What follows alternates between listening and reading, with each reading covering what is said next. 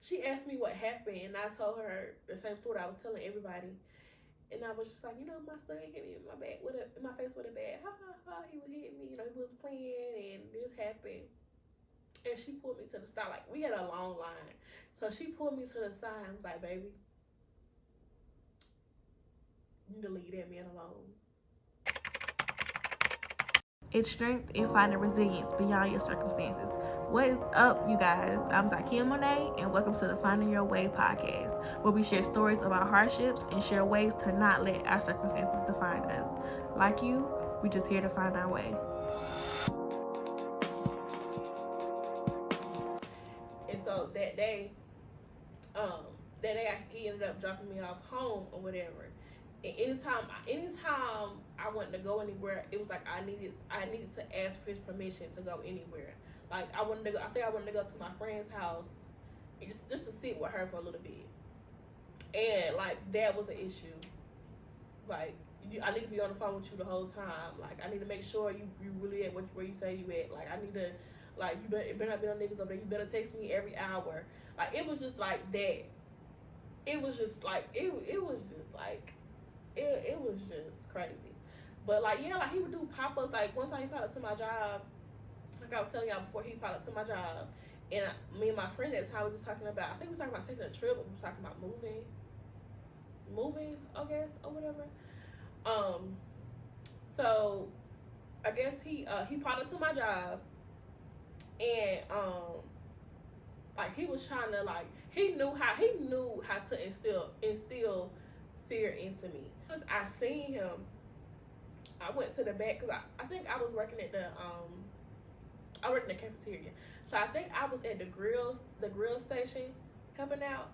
So I was back there. So when I seen him, I automatically went to the back to call his dad so he can get him under control. So I called his dad first, and I called my mama.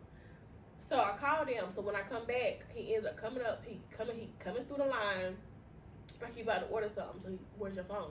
So instead of like to prevent him like causing a scene, because there was a lot of people in this time. Like it was like the heavy, like the rush hour for us.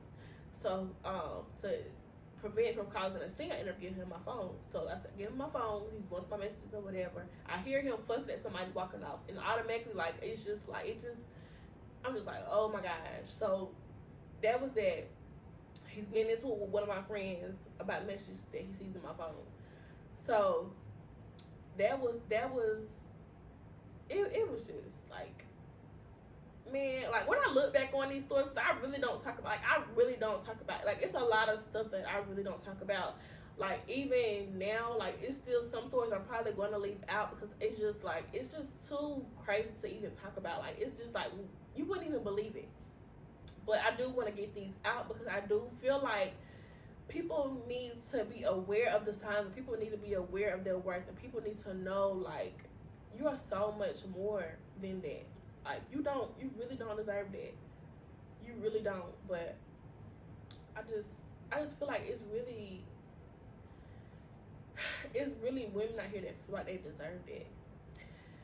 Yeah, so he would do that all the time. And then like another instance where he was acting crazy, it was just like moved out my first apartment, moved back in with my mom because I just felt like it just wasn't safe for me to be there by myself anymore.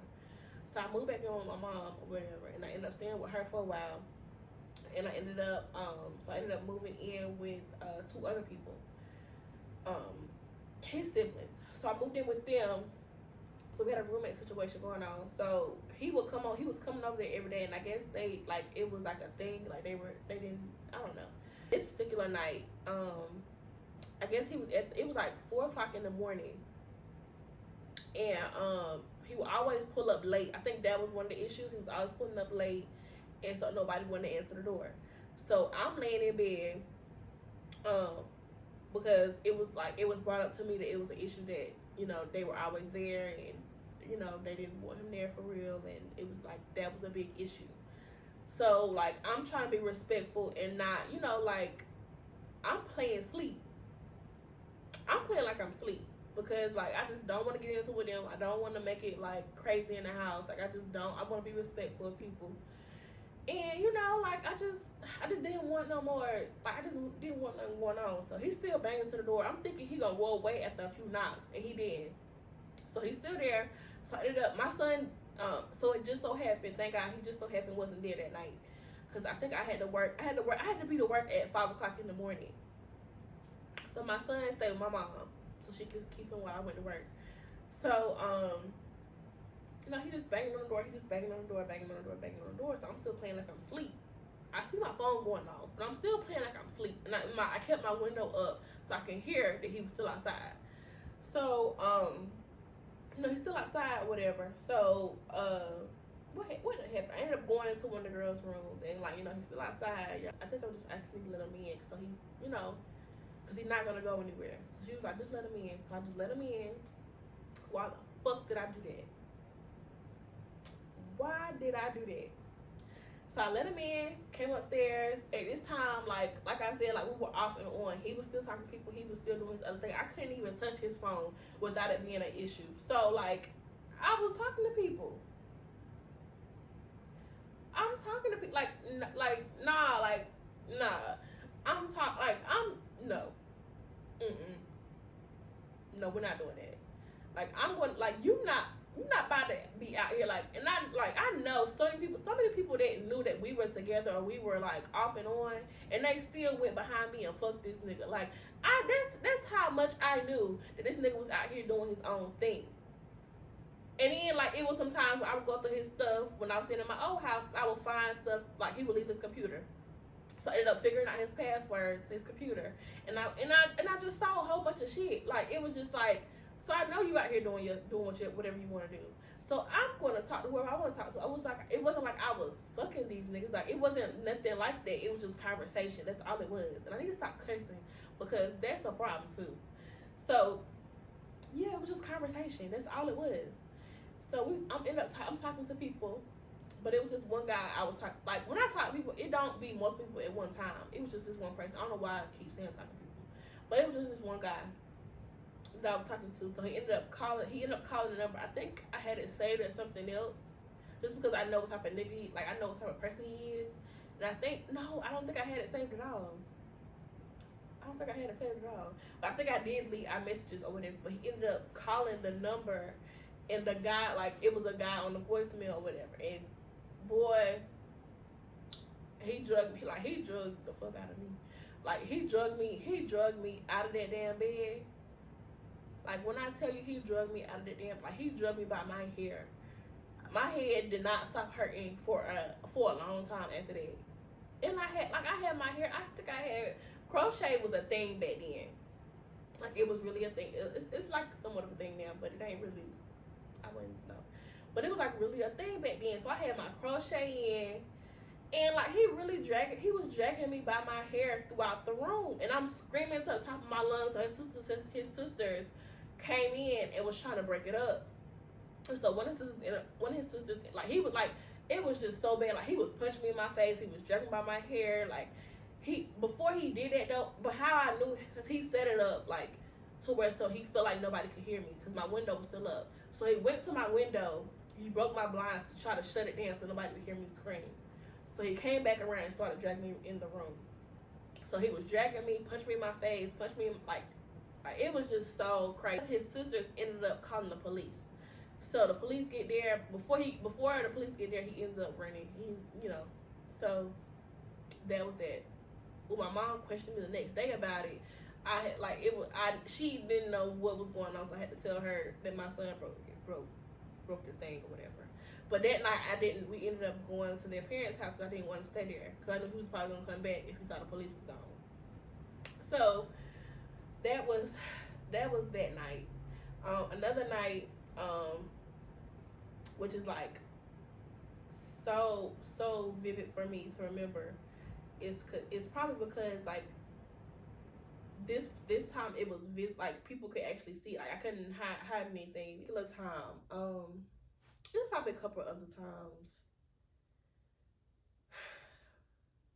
that was crazy, but I think I remember this more so because my son, I don't know. So this particular time, I think it was his sister's baby shower, and We had just got dropped off there. So after the whole thing, I ended up moving out because there was some other stuff going on. So I ended up moving out. So his sister had a baby shower, so I ended up coming back over to the house. We had worked through or whatever after I moved out. So I got dropped off or whatever, and his dad was there, and I think everybody, like, it was just us four outside, me, my son, him, and his dad were outside, and I don't know why, I don't know what made him answer my phone, but he answered my phone. And like just to avoid any conflict, I ended up giving him my phone. Like, I know y'all like, girl, is you dumb? Is you dumb or you stupid? So I ended up giving him my phone, but it wasn't like nothing crazy. Like, I would have like I know it was risky, but I still would have like guy friends, and it would just be like strictly guy friends. Like, it was never that type of time. I would give them relationship advice. Like, that's just what it was. Like, it was nothing crazy. But the thing about it was, I think me and this particular guy were talking on Snapchat. You know, Snapchat, that's like the sneaky app. Like, that's where you do your shit at because you get deleted, you know? So it made it look like I was being sneaky when I wasn't. But anyway, so he went through my Snapchat. He was going through everything. Like, he do his like weekly things, like where he goes through everything. So he was going through my phone. I guess, I don't know what he saw.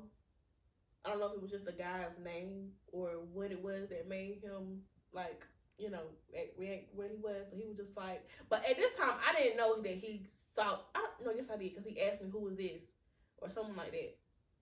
But I think you could still see my message to him, because I think I was talking to him about, we were talking about his girlfriend. Like, we were talking about the guy's girlfriend, so you could still see my message, the last message that I sent. So he was like, who is this? He brought the phone to my face, and I told him who it was. And I think I think his dad was just like, don't start or whatever. So we ended up going to his car. So we ended up going to the car. He was like, let me talk to you for a minute. We ended up going to the car, so he ended up pulling off. Soon as we get a little bit from the car, it's not funny, but it's just like, it's so crazy. As soon as we get even a little bit from the house, he punches the fuck out of me in the side of my face. So it was so left field. I was looking out the side of the car. Like, I was looking outside, and he, like, I don't know. He just punched me in the side of my face. So he ends up parking the car. He don't say nothing. We just start fighting. Like, this is the first time I'm sticking with him, and that pissed him off even more because I'm sticking with him, because like, it was just like, you not about to, no, like, you not about to,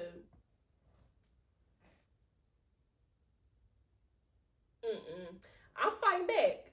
I'm fighting back. I know I may not win, but I'm fighting the fuck back. Like, you not about to keep hitting me.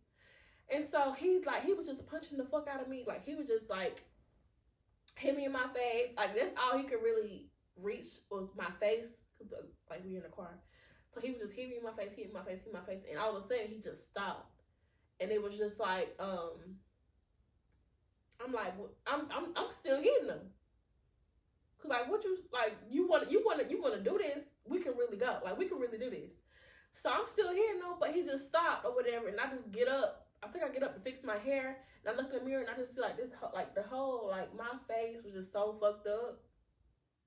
It was just so fucked up, and it was just like, damn. Like, the first thing I thought about was my baby. And as soon as I got home, as soon as I got back to the house, because he would not take me home.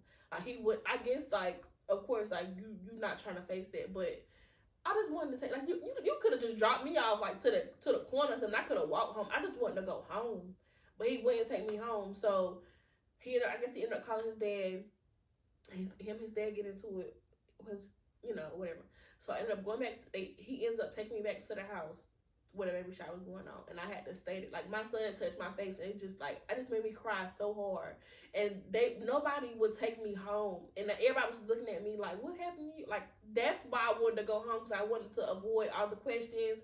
I didn't want nobody to see my face. Like, I didn't want none of that. I stayed outside most of the time, and I guess when the stuff started going on, that's when I went inside. I think that's when I went inside, but I just wanted to be like gone. Nobody would take me home. Like, it was just crazy. And then, like, the crazier thing, it was just like they wanted me to lie about like what happened. So I did. So I eventually get dropped off and go to go home. And so when I go home, like, and mind you, I'm still with my mom at this time. Like, I moved back in with my mom. So I get back home, and she was just trying to play, and I was trying to hide my face. Like, I was just like doing everything to hide my face. Like, I think I was sleeping on the couch, and my stuff was upstairs, so I had to go upstairs to change into my night clothes or whatever. So I go in her room. I try to go in her room with my head down so I can get my stuff, but she just that night she just wanted to be in my face, and then I just don't know what it was, and it was pissing me off because I don't want you to see my face, but you playing, and I ended up pulling my head up, and she saw my face, and then that was it. Like, I don't know. So I did lie and say that Aiden my son hit me with a basketball, and of course she didn't believe it. So it was this whole thing that night. It was just this whole thing. But I don't know. Like, it's just so crazy to think about, like, all the stuff that I've been through, and like all the stuff that God has brought me through. And like, that's why it's just been so hard for me to talk about, because it's like, damn, like, you really went through that.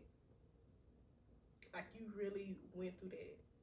Like, it's so much other shit that has happened to me, and like, I just don't remember like a lot of stuff. Like, even that, when that happened, like, they thought my face was broken. Like, they thought like my face was broken, cause like the swelling wouldn't go down, and it was still hurting, and I had to go to work the next. Like, oh my god, like, that was the craziest. Like, I had to go, cause I couldn't miss any more days, cause I was missing days because I didn't have nobody to watch my son. So I was calling out. I had to call out a lot because I didn't have nobody watch my child. So I couldn't miss any more days, so I had to go back into work that next day. And then when I went into work that day, I was even trying to hide my face from my friend, and it was just like, it won't no hiding it. Like, it just wasn't no hiding it. Every time anybody would see me, like, they would just stop, and it would be like, of course, the obvious question, what happened? I would tell everybody that I got hit in my face with a bat, or my son hit me in the face with a bat, or my son hit me with a basketball. Like, that was my story that day. Like, that was my story all day until this woman came up to me, and I'm trying to get emotional.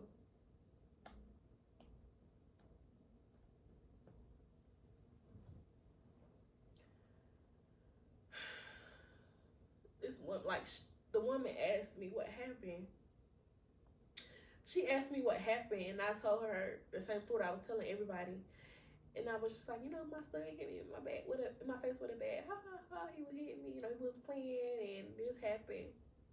And she pulled me to the side. Like, we had a long line, so she pulled me to the side and was like, baby, you need to leave that man alone.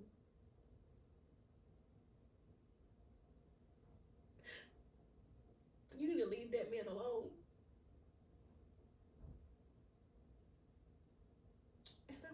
I was like, what are you talking about? I was just trying to play like, what are you talking about?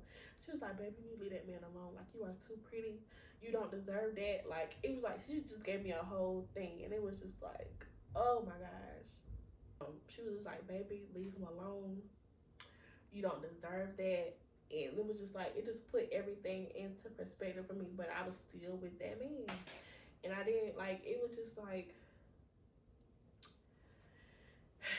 I don't know, it was just like so much that happened. I just remember one time having to run, like, I feel like we had to, because it was me and my son, so I feel like we had to run for our life at one time. Like, it was just that bad.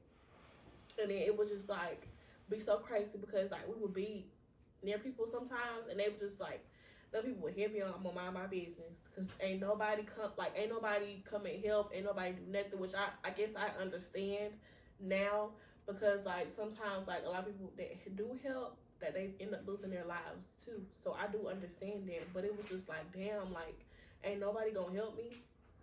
So me and my son ended up having to run for our lives one time. Like it was just so crazy. Like it's so many more stories I could talk about. And now like it's bringing back up emotions, and I felt like I was trying to forgive him just for the sake of us having a kid, women who are like me. And I just wanted y'all to know that y'all are not alone. Like you are not alone. You have a whole community of women who will fight for you and fight with you, like through whatever. Like it just is what it is. Like we just like that about our people, like about our tribe.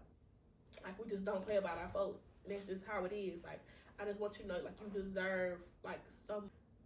I just want you to know, like you are so worthy of so much more.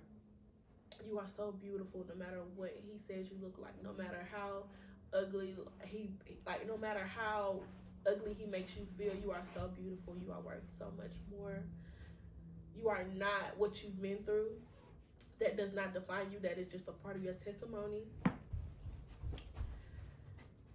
And I just feel like I've been through these things because God wants me to do, like he wants me to do something. And I feel like I'm slowly but surely figuring out what he wants me to do. And that's why I started this whole Finding Her Way movement and nonprofit. Like that was the sole purpose of me doing it, to cater to women who have been through what I've been through, whether it was domestic violence, whether it was teen pregnancy, whether it's being a single mom, like all those things I want to hit on. But this specifically, domestic violence, that's what I fight for. Like that is what I fight for, because I felt so guilty for a long time because women don't make it. Women don't make it out of domestic violence all the time. Like it is a whole website of women who have passed away, women and men who have passed away from domestic violence. And I felt so guilty for a long time. I felt so guilty, like, why am I here and they are not? Like, what is my purpose? Like, what am I doing here? But God said, I'm calling you for more. I'm calling you for something bigger. It's so much bigger than what you went through. It's so much bigger than you. It is so much bigger than you. And I just want y'all to know, it is so much bigger. You are here for a reason. You are still here for a reason. If you are in a domestic violence relationship, find that resource and leave. I'm going to attach I'm going to attach some resources down below, and I'm going to also add in my social media accounts so we can build this tribe together, so we can get through this together, because we really need that support. We really need that sisterhood. We really need that support group, because it's just so much going on out here. It's so many women that you wouldn't even know that is going through domestic violence that they don't even say anything. I know 2020 was probably the worst year, because so many domestic violence probably skyrocketed in 2020 alone from COVID, because everybody had to be in one place. So they had to deal with that every day. They had to deal with that every day. They had to come home and deal with that every day. They had to stay in that same bubble and deal with that every day. I know that was probably the worst year. But I just feel like my voice and my platform is used for something so much bigger than me. And I just want to tell a little bit of my story. I didn't want to drag it out because I eventually want to do more, and I eventually want to connect with more people and do more things. And I just want to do more with it. So I just know I'm meant to do so much more, and I try not to cry during this thing, but I knew this was going to be such a sensitive topic. I knew this was going to be so hard for me to talk about, but I just feel like I need to do it. And I put this topic off for so long just because I knew how hard it was probably going to be for me. And so, I don't know. A lot of the things that we go through as domestic violence survivors, like it carries on with us through different relationships, and we carry that and we hold that in, like with like any interaction, like any relationship that's in our lives, it's just like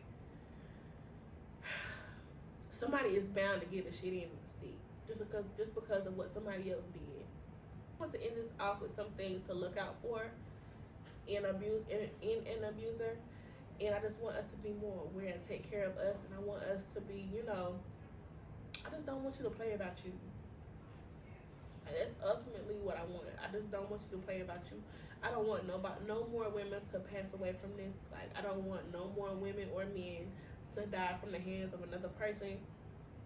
Like, it's just like, it's so disheartening to see, like, to actually see all those names that's on that list on the domestic violence website. That is insane. That is insane.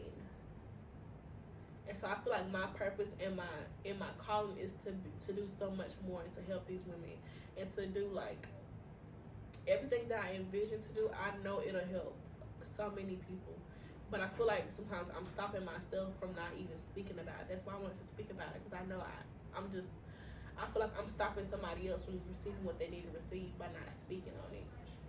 And so we're gonna wrap this up because I know it's been an hour. My time is there. I've been talking for like an hour. So we're gonna wrap this up with advice on finding her way. My advice on finding her way in this episode will be to look out for the red flags. The first sign of control, the pop-ups, the where you at, the tracking, like anything like that, leave out, mama. Like, it ain't cute. Like, it's really not cute. No matter how you put it, that is not cute. A man popping up on you to see where you at, to see if you really where you at, that's not cute. A man constantly hitting you up, like, what you doing, where you at, who you with, who you around, like, that's not cute.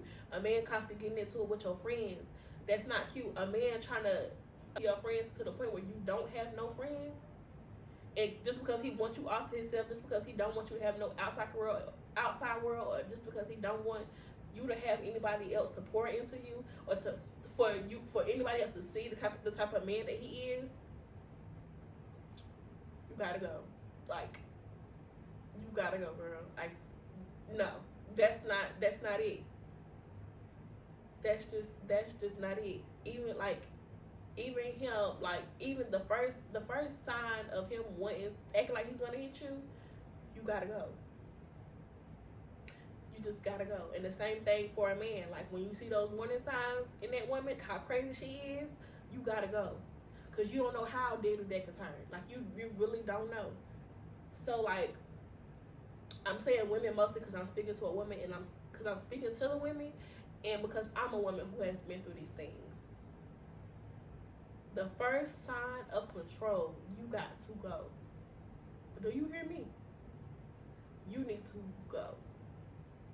That man don't need, like, when y'all first, that man shouldn't know where you stay at for a minute. And it's so crazy, but that's just how it has to be. Like, he should not know where you stay at. He should not know where you lay your head at. He should not know your every move. He should not know all these things. But yeah, like, just look out for the red flags. Make sure you are paying attention. Make sure you are aware. Like, make sure you are in tune with how he acts and how he reacts to certain things. And, you know, like, the type of arguments y'all argue. Like, what do y'all be arguing about? Pay attention to that too, because that's a big thing as well. Like, that's a big thing as well. But all in all, never let a man or anyone have so much control over you that you lose you and who you are and who you feel like what you feel like you are worth. Because you are worth so much more than what he's trying to give you. You are worth so much more. You are so worthy. And that's what I had to learn about myself. Like, I'm worthy of so much more than this. Like, I don't deserve this. But I know God had to take me through this in order for me to get to where I need to be. As crazy as it sounds, but I had to go through what I went through. Like, I had to go through that, or I wouldn't have a testimony to be able to talk to women that I want to talk to and the people that I want to reach. But, you know, like, I hope you guys got something from this episode. I hope you guys got something from this episode. I hope you were able to take something away. I hope it wasn't too long. I hope it wasn't too all over the place. But I just want you to know you are worthy. You are worthy. You are worthy. You are worthy. You are worthy. You are worthy. As always, I enjoyed this episode. I enjoyed talking to y'all.